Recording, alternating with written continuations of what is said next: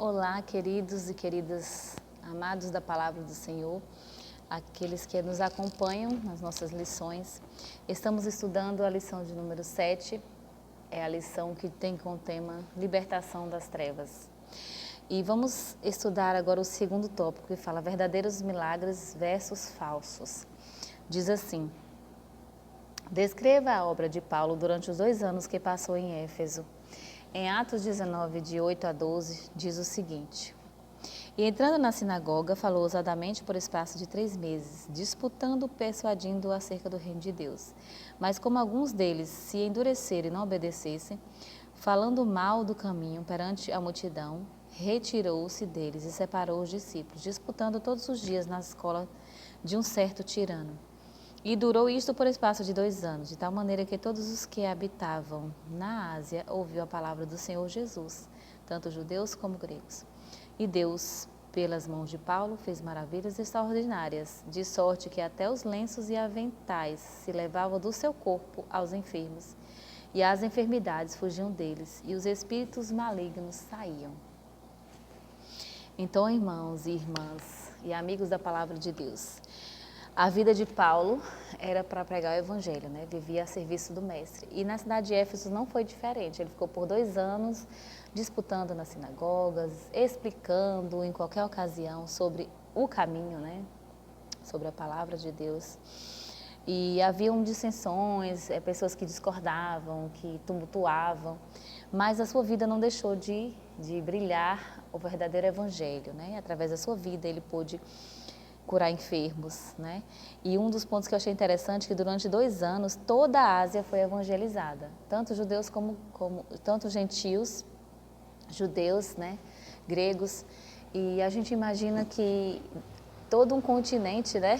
Foi evangelizado depois de um grande esforço.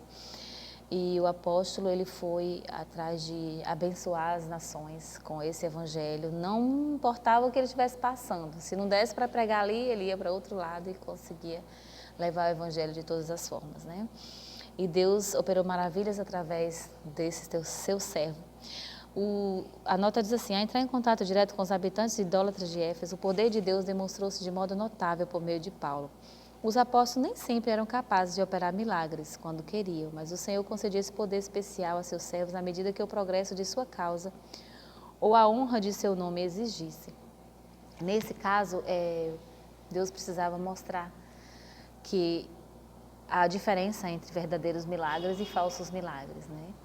E ali se praticava feitiçarias, né, magias, e o evangelho precisava ser pregado e ficar muito claro qual seria o caminho certo e o caminho errado. E por esse motivo Deus resolveu usar Paulo para ser um vaso de bênçãos, né? E deixar muito claro a diferença de milagres verdadeiros e falsos milagres.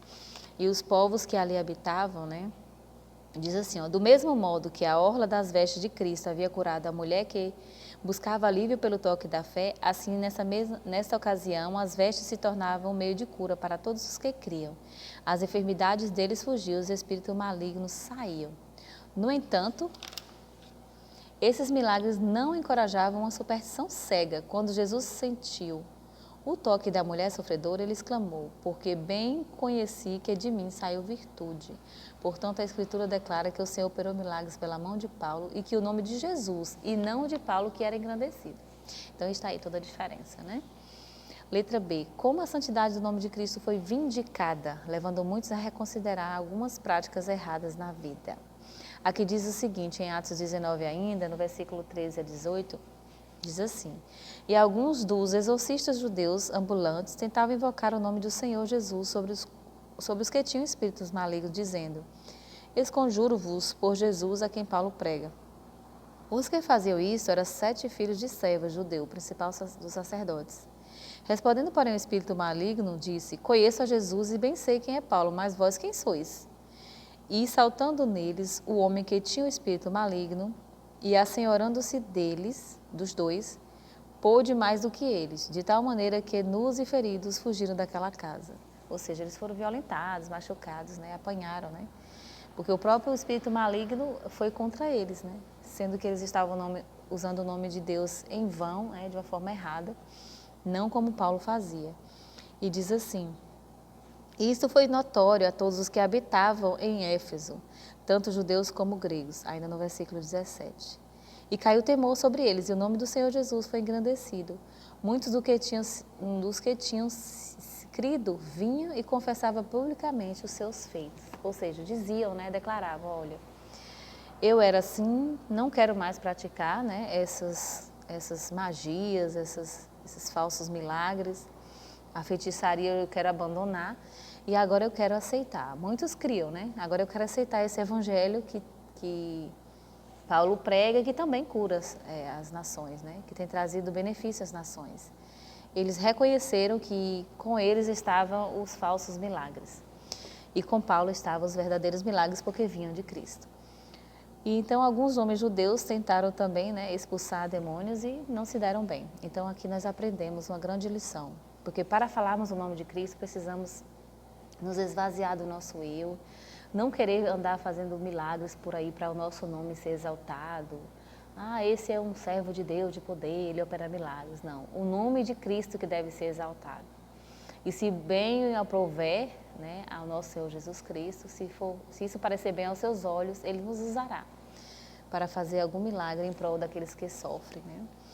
E diz que o embaraço e a humilhação dos que haviam profanado o nome de Jesus logo se tornava conhecido por judeus e gentios naquela região de Éfeso, né? Fatos antes ocultos foram agora trazidos à luz. Ao aceitar o cristianismo, alguns dos irmãos não haviam renunciado totalmente às superstições pagãs. Até certo ponto, a prática da magia continuava entre eles.